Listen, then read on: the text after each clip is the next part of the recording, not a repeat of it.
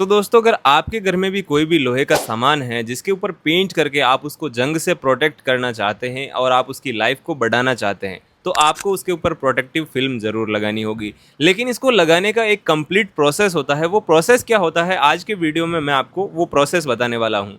तो वीडियो को लास्ट तक ज़रूर देखिए और आपको सारी इन्फॉर्मेशन मिल जाएगी। तो दोस्तों, लोहे को पेंट करने का सबसे पहला स्टेप 1 होता है, वो होता है सफाई। सबसे पहले आपको लोहे की जंग की सफाई करनी जरूरी होती है। तो लोहे की सफाई आप कर सकते हैं इस तरह का ऑक्साइड क्लॉथ रोल, जिसको बोलचाल की भाषा में रेगमाल या रेतमाल भी बोला जाता है। इसकी हेल्प से लोहे को आपको अच्छे से घिस लेना है, घिस के साफ कर लेना है। अब साफ करने के बाद बहुत लोग क्या करते हैं, डायरेक्टली उसके ऊपर पेंट कर देते हैं। आपको ऐसा बिल्कुल भी नहीं करना है। जब आप उसके ऊपर रेगमाल लगा के उसको अच्छे से सैंडिंग कर लेंगे, उसके बाद में आपको क्या करना है, एक साफ कपड़ा लेना है और साफ कपड़े से उसको पोंछ लेना है। जब आप उसको साफ कपड़े से अच्छी तरीके से पोंछ लेंगे, तो उसके बाद में आपको नेक्स्ट स्टेप लेना है रेड ऑक्साइड मेटल प्राइमर। दोस्तों, आप ये कोई भी कंपनी का ले सकते हैं, लेकिन मैं आपको रेकमेंड करूंगा कि हर कंपनी में 2 तरह के रेड ऑक्साइड आते हैं, एक इकोनॉमी और एक प्रीमियम।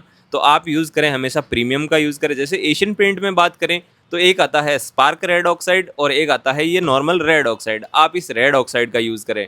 बाकी मार्केट में आपको बहुत सारे ऑप्शंस मिल जाएंगे, जैसे जिंक प्राइमर, इपॉक्सी प्राइमर, लेकिन मैं आपको बेसिक लेवल पर बता रहा हूँ। तो ये रेड ऑक्साइड प्राइमर आपको अप्लाई करना है। ये रेड ऑक्साइड प्राइमर आपको अप्लाई करना है कैसे, वो मैं आपको बताता हूँ।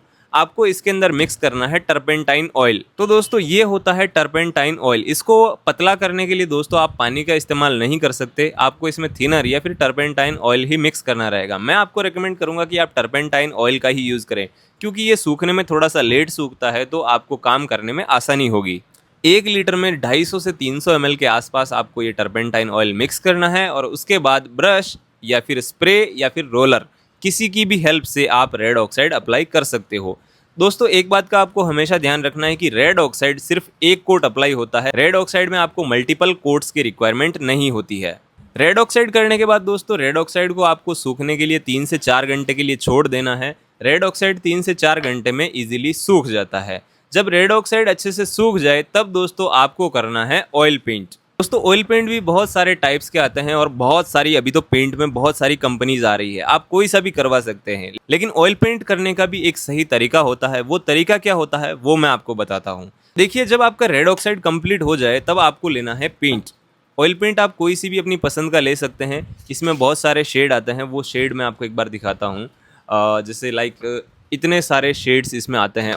तो ये इतने सारे, ये जो कोर शेड्स है वो मैं आपको दिखा रहा हूँ। इसके अलावा भी बहुत सारे हज़ारों शेड्स आपको देखने को मिल जाएंगे, जो किसी भी पेंट की दुकान पर आसानी से अवेलेबल हो जाएंगे। और अगर आप ढूंढ रहे हैं कि अगर आपके लोहे का या फिर लकड़ी का गेट है जिसके ऊपर बेस्ट पेंट कौन सा रहेगा, तो इसके लिए मैंने एक सेपरेट वीडियो बना रखा है। आप चैनल पर जाकर उसको चेक कर सकते हैं। दोस्तों, अब बात करते हैं ऑयल पेंट लगाने के प्रोसेस के बारे में। रेड ऑक्साइड हमारा लगाने के बाद कंप्लीट है। उसके बाद में हमको फर्स्ट कोट लगाना है ऑयल पेंट का। दोस्तों, फर्स्ट कोट ऑयल पेंट के साथ में भी हमको इस टर्पेंटाइन ऑयल की ज़रूरत रहेगी, क्योंकि ये गाढ़ा आता है और गाढ़े माल के साथ में हमारा ब्रश नहीं चलेगा।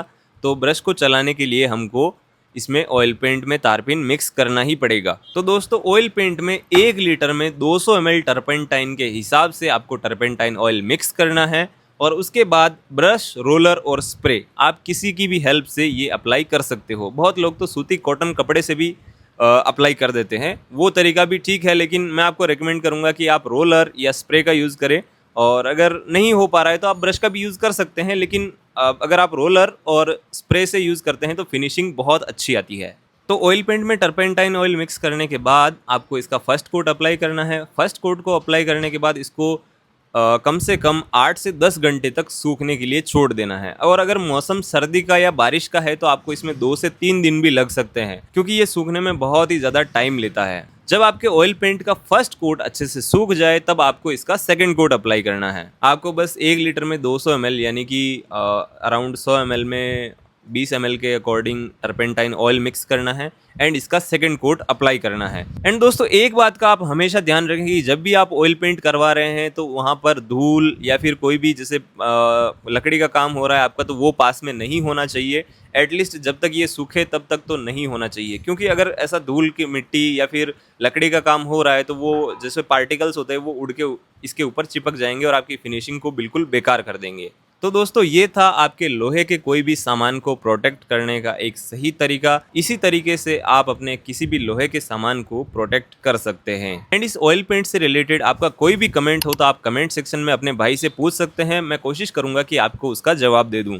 और ऐसे ही इंफॉर्मेटिव वीडियोस के लिए सब्सक्राइब कीजिए CSA होम डेकोर। और आप मुझे इंस्टाग्राम पर भी फॉलो कर सकते हैं पेंट वाला 2025 सर्च करके। तो मिलते हैं किसी नेक्स्ट वीडियो में, तब तक के लिए हैप्पी पेंटिंग।